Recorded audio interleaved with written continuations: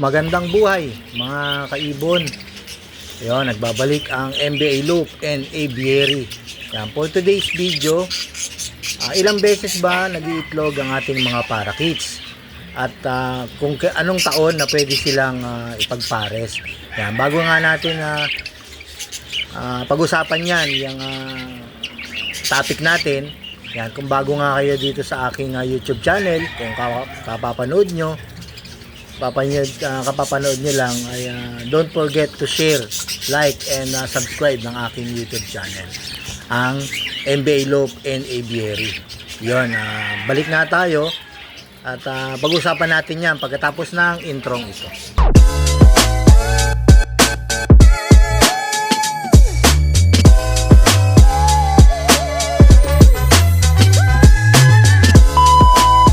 Yo, welcome back. Yung topic natin ay kung ilang beses daw bang mag-itlog ang ating mga alagang parakeets. Yan, inopen ko nga itong video to kasi yung isang subscriber natin o subscriber ko sa aking channel, nagtanong siya kung ilang beses daw bang nangingitlog yung ating mga alagang ibon. Yan, like parakeets. Yang pag-iitlog na yan ay masasabi ko continuous lang yan silang nag-iitlog hanggat gusto nating i-breed sila. Hanggat gusto nating i-breed sila, continuous lang yan na magpuproduce ng mga itlog at inakay.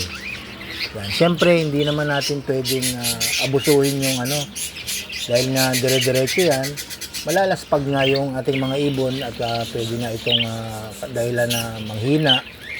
Kasi nga, kung lagi nga natin i-breed sila, wala namang problema kung gusto nyong ilang beses silang paitlogin o kuhaan ng mga lahi ng mga gusto nyong ibon.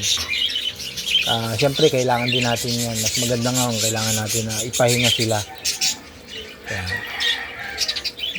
Tsaka, bago nga pala kayo mag-breed ng ibon, siyempre, siguraduhin nyo na nasa tamang edad sila.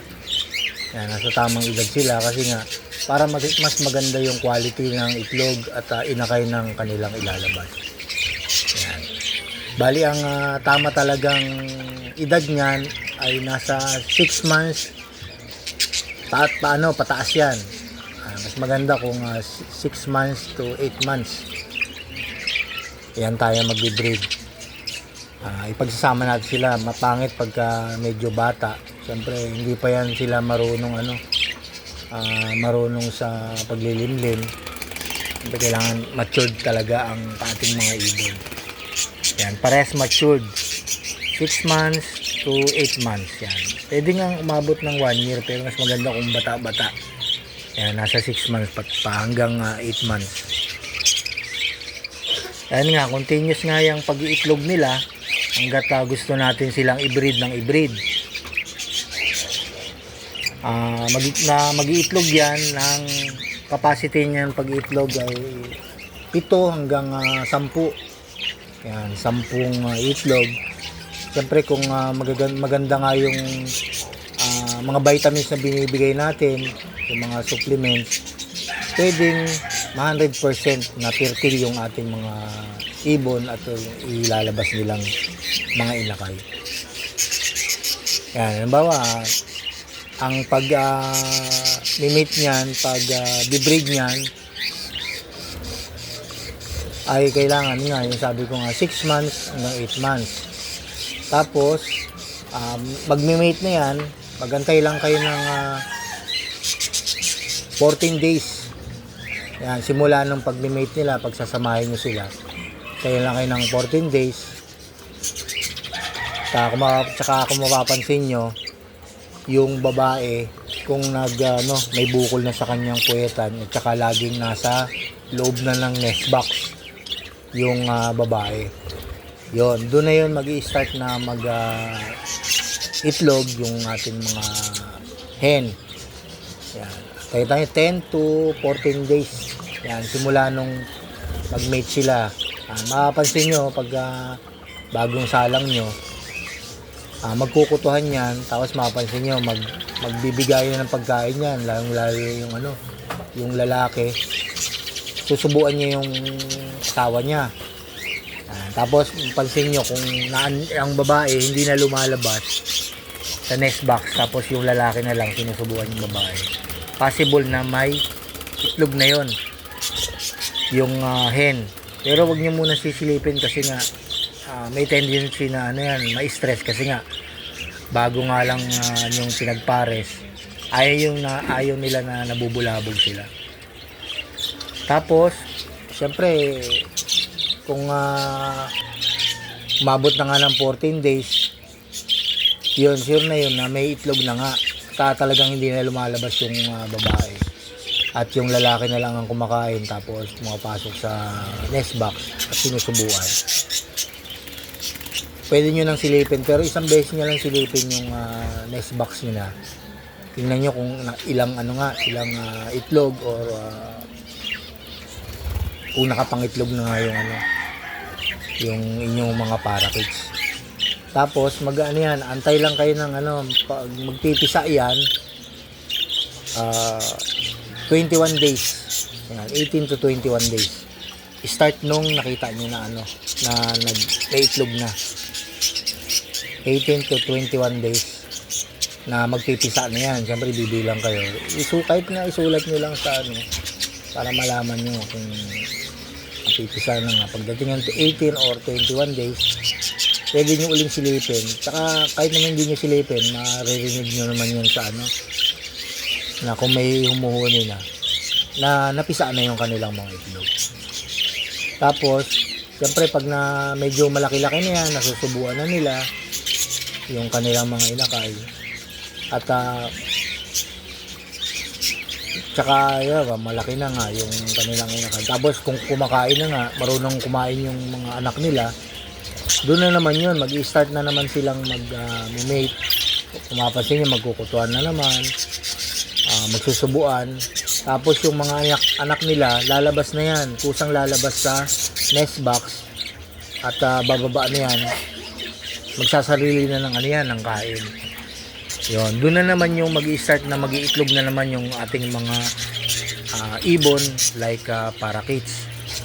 Yun nga, kaya nga yung sabi ko, continuous lang sila, continuous breeding lang. Hanggat gusto nilang mag-itlog, depende na lang sa inyo kung talagang gusto niyo ipahinga. Pero sa akin, mas may advice ko, kailangan din natin ipahinga. Ang dito sa akin, ang ginagawa ko, maka-4 na clutch, aalisin ko na yan. Ipapahinga ko muna sila, paghihiwalayin ko muna yan silang dalawa. Tapos yun nga, maglalagay ako ng panibagong breeder. Kaya papahinga ko yan ng siguro mga 1 month yung paris ko na 4 na clutch. Yun, pwede na naman natin i-pair sila, or pwede natin ibahin yung kanilang mga pares. Siyempre, kailangan din natin yan na ikukondisyon. Siyempre, ikukondisyon natin bago natin i-pares uli yung ating mga gustong mga line or mutation ng ating ibon. At yun nga, sana nga nasagot ko nga yung katanungan ng ating subscriber. Tsaka meron pang isang subscriber na tanong bakit daw yung kanyang ibon ay maraming sugat, mga kalmot. Ang sabi ko naman, siguro merong predator na dumapo, or pusa or daga, na yun ang cause nung bakit nga ganun, na nagkaroon ng mga sugat tapos kalmot. Kasi nga yung ibon pag nabulabog, lipad yan sa cage. Siyempre yan dyan nauuntog, tapos nasasabit-sabit sa mga nakausling wire, or kahit anong dyan, sharp things, yung mga matatalas na pwede nilang mauntugan. Kaya may possible na may mag-i-scratch nga yung kanilang mga balahibo. Kaya mas maganda kung iiwas natin kung yung talagang hindi madadapuan ng mga mga predator. Yan kasi kalimitan, yan yung mga pusa, tatalunin talaga yan. Mabubulabog. Naglilipad-lipad yan. Mag-uuntog, yung gano'n. Tapos pwede rin yung mga maliliit na daga. Yun ang dapat iiwas natin sa ating mga alagang ibon. Kung mas maganda nga kung nasa mababang lagayan nyo, itaas nyo na. Saka para hindi na maabot yung ating mga alagang ibon. Yun nga mga kaibon, sana nga nasagot ko nga yung yung ating mga katanungan ng ating mga subscriber. Siyempre, kailangan din natin ng bago natin sila ipagpares, nakakondisyon yan na bibigyan natin silang supplement na pangpapurga, tapos nandiyan bibigyan din natin sila ng mga vitamins na pwedeng pampertil. Yan, may mga video ko na in-upload about sa mga binibigay kong gamot. Panoorin nyo na lang para nandun yung kung paano gamitin nga yung meron ako in-upload na kung paano magpurga ng at magkondisyon ng ibon. Tapos nandun yung meron din akong video na kung ano yung mga binibigay kong vitamins na pwedeng magpapirtil ng ating mga alagang ibon pag magpapares na tayo. Hanggang dito lang mga kaibon. Salamat sa inyong pakikinig ng aking mga payo or tips. Sana meron din kayong natutunan or pwede nyong gawin sa inyong ibonan. Maraming salamat. Hanggang dito lang po sa aking MBA Loop. Happy breeding mga kaibon.